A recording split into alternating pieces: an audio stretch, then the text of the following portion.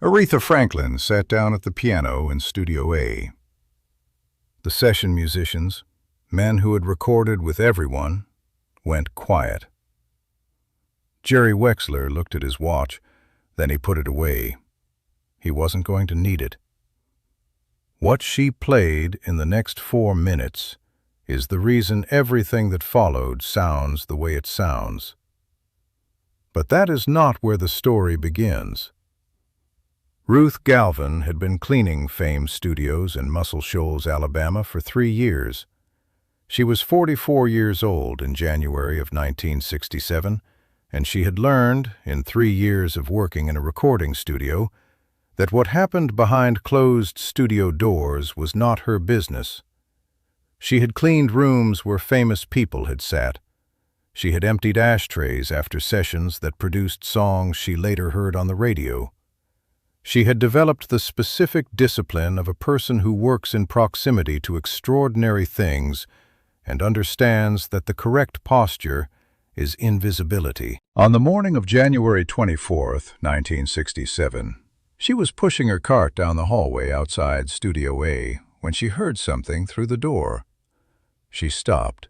She set down her cart. She stood in that hallway for 40 minutes. She would be late finishing her shift. She did not move. The woman playing the piano inside that room was Aretha Louise Franklin. Aretha Franklin was born on March 25, 1942, in Memphis, Tennessee, the fourth of 6 children of the Reverend Clarence LaVaughn Franklin, a Baptist minister of such stature that his sermons were commercially recorded and sold, and that his home on Boston Boulevard in Detroit became a gathering point for the most important figures in Black American music and civil rights during the 1950s and 1960s. Mahalia Jackson visited. Sam Cooke visited. Martin Luther King Jr. was a family friend. Dinah Washington came through. The young girl who lived in that house grew up understanding, not as an idea, but as a lived experience, that music and justice and faith were not separate territories. They were the same territory. She taught herself piano by ear before she could read music. She was singing in her father's church by the time she was 10. She was recording gospel music by 14. She spent her adolescence traveling with her father's touring revivals across the South, watching congregations respond to her voice with the kind of physical, involuntary reaction that distinguished genuine gospel from mere performance. What she was doing at the microphone was not interpretation, it was direct transmission, something moving through her and landing without mediation in the bodies of the people listening. She moved to New York at 18. She signed with Columbia Records in 1960 with the specific ambition of becoming a mainstream pop star in the tradition of Dinah Washington, sophisticated, crossover, the kind of artist who belonged to concert halls as well as churches. Columbia tried. John Hammond, the producer who had discovered Billie Holiday and would later sign Bob Dylan, produced her early sessions. The label tried jazz, pop standards, torch songs, blues, gospel-tinged pop. They released 9 albums over 6 years.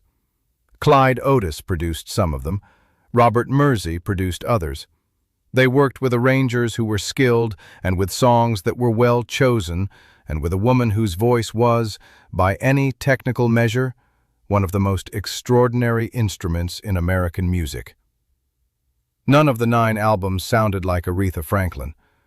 The problem, which became fully visible only in retrospect, was one of control. Columbia was producing her the way they produced their other artists, deciding what the record should be and asking the artist to fit inside it. Aretha Franklin was not the kind of artist who could be produced into existence. She was the kind of artist who needed to be allowed to produce herself. The distinction sounds fine. It was not fine. It was the difference between 9 albums and what was about to happen. Jerry Wexler had watched from a distance for years. He was a producer and senior executive at Atlantic Records, a label built on rhythm and blues, with a different philosophy about how records were made. The Atlantic method, developed over 2 decades of working with Ray Charles and Ruth Brown and Solomon Burke, was to find out what the artist was trying to do and organize everything else around that, rather than deciding what the record should be and hoping the artist could be shaped to fit. He signed Aretha Franklin to Atlantic Records in November of 1966, when she was 24 years old. He had been trying to sign her for years. When she was finally free of her Columbia contract, he moved immediately. He had a specific plan. Muscle Shoals, Alabama was not, in 1967, what most people in New York imagined when they thought of where great records were being made. It was a small city in the northwest corner of Alabama, the kind of place that appeared on no one's mental map of the music industry. But Fame Studios, Florence, Alabama Music Enterprises, founded by Rick Hall in 1959, had been producing rhythm and blues and soul records with a consistency that serious people in the industry had noticed. And its house band was something that Jerry Wexler believed could do something specific for Aretha that no New York session had managed to do. The musicians were white. They were Southern. They were named Roger Hawkins on drums, David Hood on bass, Jimmy Johnson on guitar, Chips Moman on guitar, Spooner Oldham on electric piano. They were not who anyone in New York would have predicted would form the ideal rhythm section for Aretha Franklin. They were also, as anyone who heard what they could do together understood within about 90 seconds, exactly that. They played with a looseness that was not sloppiness, a pocket that was deep and unhurried, a feel that made it easy to be honest rather than precise. They made space. Wexler brought Aretha to Muscle Shoals on January 24, 1967. Ruth saw them arrive. She was finishing the morning clean on Studio B and looked up from her work as the cars pulled into the parking lot. A producer from New York, a woman she did not recognize, other people with instrument cases and bags. She went back to her work. It was not her business. Inside Studio A, the setup took the better part of an hour. The musicians arranged themselves. The engineers prepared the room. Rick Hall was present. Wexler moved between the control room and the floor, confirming arrangements, making the kinds of decisions that producers make in the first hour of a session. Then Aretha sat down at the piano. This had not been precisely what anyone planned. There was already a piano player for the session. Aretha was the singer. But she sat down at the piano the way someone sits at an instrument that belongs to them, without asking, without explaining, without pausing to consider whether it required either. She placed her hands on the keys. She began to play.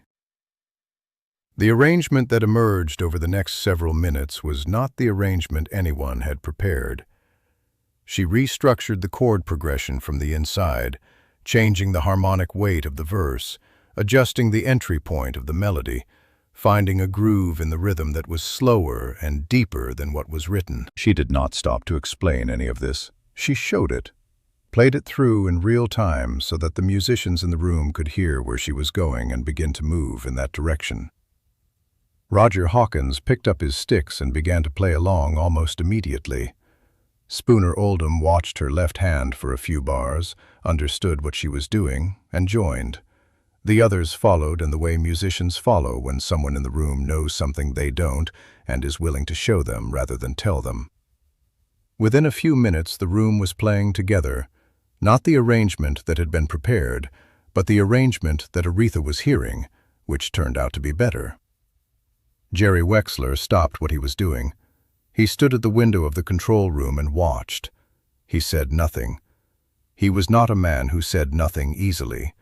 He said nothing for a long time. Ruth had come to collect the trash from the break room adjacent to Studio A.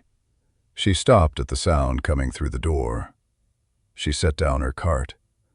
She did not know who was in that room.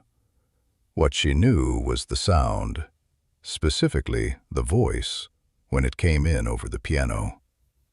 She could not describe it in terms that satisfied her, then or in the years that followed when she tried. She said it sounded like the voice knew everything and had decided to tell you anyway. She said it was like church, not the church she had grown up attending, but the thing church was reaching toward, the real thing, arrived at. She stood in that hallway for 40 minutes. She was late finishing her shift. Her supervisor asked about it.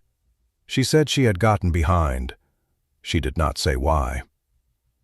The song they recorded that day was called "I Never Loved a Man the Way I Love You." Wexler sent an acetate back to Atlantic's offices in New York by courier. The response when it arrived was immediate. Release it.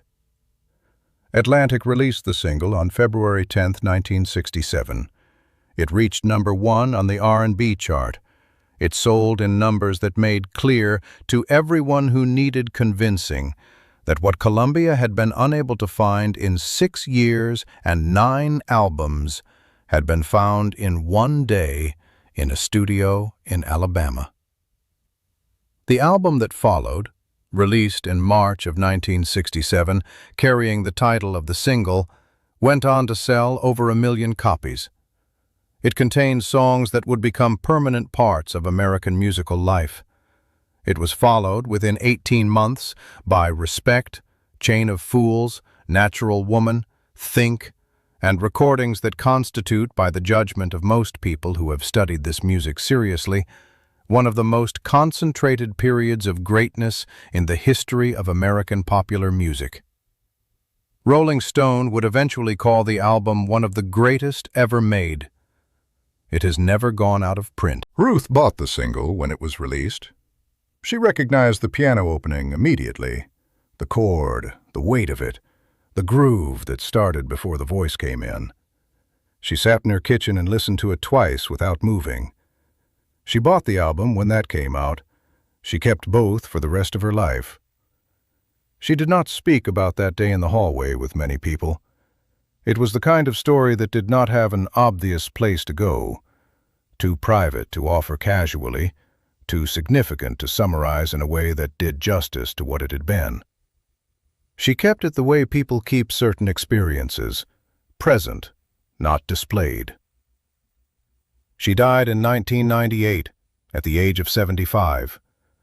At her memorial, her daughter read from a journal Ruth had kept, not elaborately, not with any literary intent, but consistently over the years, the record of a woman who paid attention to her own life. One entry, dated January 24, 1967, read, "Heard something today I won't ever forget. Don't know her name. Know I heard the real thing." By the time that entry was written, the whole world knew her name. Aretha Franklin was inducted into the Rock and Roll Hall of Fame in 1987, the first woman ever inducted. She received the Presidential Medal of Freedom in 2005. She performed at the inaugurations of 2 presidents. She performed at the funeral of Martin Luther King, Jr., a man she had known since childhood in her father's house. She died on August 16, 2018, at the age of 76. On the day she died, Atlantic Records released a statement that ended with the words, "There is no one who will ever sound like her again." They were not wrong. Ruth Galvin stood in a hallway in Muscle Shoals, Alabama, in January of 1967, and heard the first recording that would make that true. She did not know that was what she was hearing. She only knew she could not make herself leave. Some things announce themselves quietly. Some things reach through a door and find you before you have any reason to expect them. Some things you recognize before you have the language to say what you are recognizing. Ruth recognized it. She wrote it down. She kept it for 31 years. Subscribe to Untold Soul Legends. Every week, we find the moments behind the music that changed everything. The comment section is open. Tell us which Soul Legend story you want to hear next. If this one stayed with you, share it with someone who needed to hear it today.